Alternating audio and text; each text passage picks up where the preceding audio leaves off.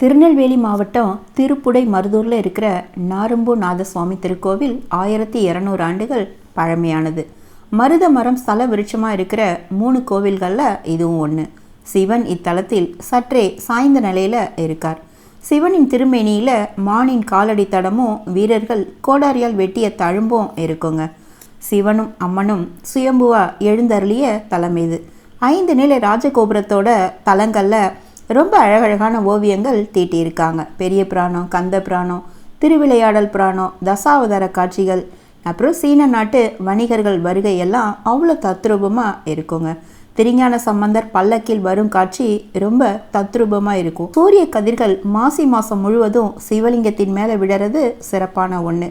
பாண்டிய மன்னனால் கட்டப்பட்ட இந்த கோவிலின் முன்பகுதியில் அவரோட சிலையும் வச்சுருக்காங்க. இங்கே இருக்கிற நடராஜர் புனுகு வாசனை திரவியத்தால் உருவாக்கப்பட்டிருக்கிறது கூடுதல் சிறப்பு.